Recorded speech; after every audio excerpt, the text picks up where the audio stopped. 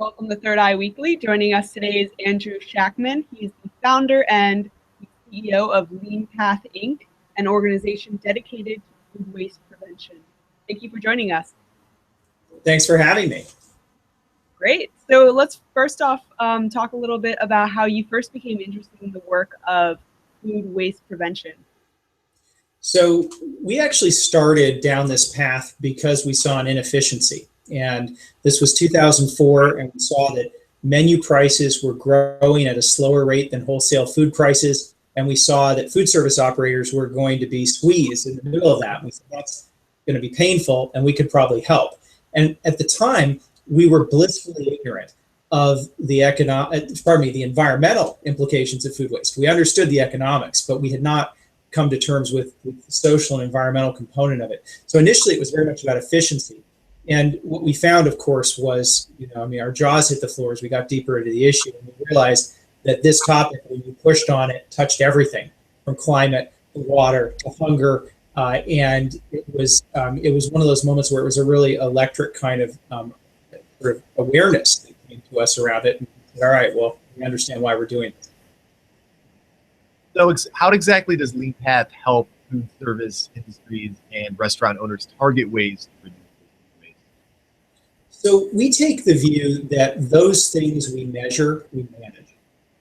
And if we aren't measuring something, we probably aren't managing. And historically, because measurement wasn't easy around food waste, very few people did it. And it was a very lightly managed part of the industry. And in fact, many operators had come to just accept and tolerate food waste as part of doing business, almost like an elephant standing in the middle of the kitchen. And so what we do at leanpath is we bring tools to measure the waste using technology. It makes it easy and feasible to do. So we have systems with scales and cameras and touchscreen terminals. Before food waste is started, it's set on the scale. Someone answers a couple of questions about what it is, why they're throwing it away, snap a photo of the item, grab a weight, and then we know what it is, how much of it we had, what it's worth, and all of that data is stored, sent into the cloud where we report on it and the alerts. But we also, and I think this is really critical, at the exact moment it's reported, we hear back with the person who was involved in throwing it away, what it was worth, both financially and environmentally. And so we're in the business of quantifying and measuring food waste and using that measurement process of waste to change the way people do it. So what specific technology, we can give an example of technology? I'm having a little bit of trouble hearing you. Maybe perhaps you could give us an example of a piece of technology that's able to measure the amount of food waste and also analyze how they can reduce that food waste. Yeah. So in our case, the technology we're using, we have something called leanpath 360, which is imagine a scale with a camera on a boom above it. You've got a touch screen next to it. You have a pan of lasagna, and you made too much of it. And if you're a big operator, maybe you made 15 pans of lasagna, and you had 3 left over, or 4 or 5. So you put that on the scale, and you record the information about I have lasagna, it's overproduced. We get the weight, we store it, we show you the value. So then what you do with that is the following. Number one, you look at your production, you look at your data. And you might find that lasagna is the number one thing you wasted yesterday or last week. So then you start a discussion around, well, why did that happen? And if this was a hotel and you were planning, how did we get the count wrong? What could we do differently next time? Maybe we find out that more people eat out of one pan of lasagna than we thought. And so we don't need it in the pan. Then, so that's production. Then we look at purchasing. We might find that we bought more than we needed. And so in many cases, product might come in containers that are bigger than we need. So let's say we were making that lasagna with food, and we had to buy it in 5-pound containers. So we might put more beef in the recipe just because we don't call for 3 pounds. We had 5 pounds, and we wrap it up.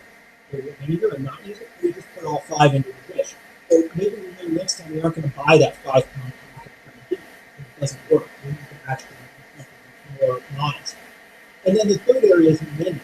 When we look at food that was not even a problem for us, and as we tell everybody,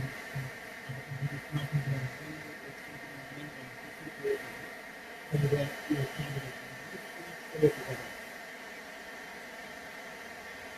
think we lost your audio for a second. oh, did you do my audio? Oh.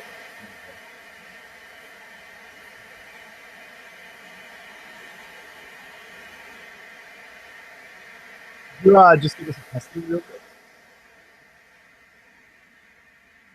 Try talking. We'll see if we have you. Yeah, I'm here. Okay, cool. We have you back again. How long was I gone?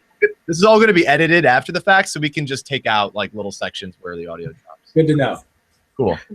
All right, so get right back into it. So, Yeah. how would you say that the awareness of food waste changes in the industry has changed in the past couple of years?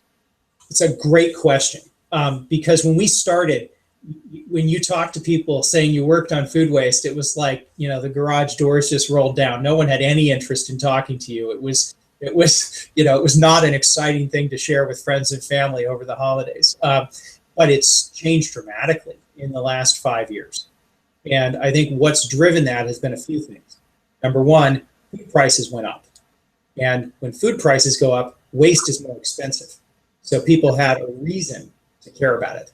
Number two, the awareness of where we are with greenhouse gases and with climate change, and just the absolutely urgent need for us as a global society to deal with this is I think, hopefully being felt broadly. And when you realize that 7% of global greenhouse gases come from wasted food, how can you not be working on this issue? So that has engaged regulators, put more legal structure around it, and more non-governmental organizations working on it. So between financial reasons and environmental reasons coming to it. And then the third piece has been the focus on hunger. That I think we've recognized that food insecurity is a huge issue, and that we have more food than we need in the world to feed everyone. And it's a travesty that there are people who are hungry. And so you have those three things coming together, and just a broad understanding of sustainability. I think a social responsibility that puts it all together. So it's changed completely in the last couple of years. So how is your company able to target both the large institutions as well as the smaller restaurants in order to save them food and money? So we started it with a focus that was very much on the bigger facilities, big hotels and casinos and hospitals and colleges, corporate dining facilities. And over time, what we recognized was that our tools, scales and cameras were great, but in the smaller facilities, they were just too much, both too much space and too much cost. And so what we did is we moved to a model where we have a tablet solution, which we call leanpath Zap. And it's just like leanpath 360, which has the scales, except instead of having an integrated scale and camera, people have to just enter a weight, either off of a scale they already own or an estimate of the weight.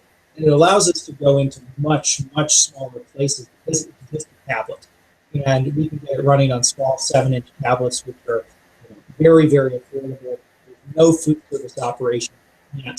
You can't find the resources to have a small tablet floating around to measure food waste. So we changed the way we approach the problem to be able to make it bend the cost curve and make it more accessible to the full market. So, what are some tips for how everyday people can help eliminate some of the food waste in their daily lives? So, everyday people, you guys and me, how can we reduce food waste? So, I think let's just start with awareness. We have to recognize that we are drivers in this equation. Every time I walk into the grocery store 5 minutes before closing and find a thought rattling around in my head that I should be able to buy everything, I need to stop myself. Okay, wait. The store can't have everything. I can't go in the prepared food section and expect to find 10 chickens that are just sitting there 5 minutes before closing for me. Similarly, when I look at the produce, I can't expect it to be perfect. I have to be prepared to take a nick off here or there or whatever, not worry about a blemish, because my behavior is affecting that availability, that universal choice at the end of the day. The perfect produce is what's driving a lot of this. We have to start personally by just looking at ourselves and what do we really need from food? And are we in touch with that? And I think in many cases we've gotten far away from it. That's step one. Number two is we just have to be conscious once we buy things. And when we bring them into our house, we have to use them. And there's a great book, The Waste-Free Kitchen Handbook, from Dana Gunders, which has some terrific ideas for how to lay out your fridge and organize things and make sure that you're eating the things you bought. Because we know that we need to nudge ourselves to do things. And otherwise we won't do them. It's very easy to forget the thing in the back of the fridge. So how do we put that in a box that says, eat this first, right? Those kinds of very simple things. So being conscious, being responsible ourselves, those are things. And the last thing we can do is we vote as consumers. And when we go to a restaurant or an institution, we can ask them, what are you doing to responsibly steward food resources and conserve them? And are you doing the right thing? Good advice, especially as the holidays are coming around, for sure. Well, that's all the questions we have today. Thank you so much for taking the time to speak with us. Sure. Great. Thanks for chatting with me, and I hope you have a great holiday. You too. Thank you. Okay. Take care. Bye. Bye-bye.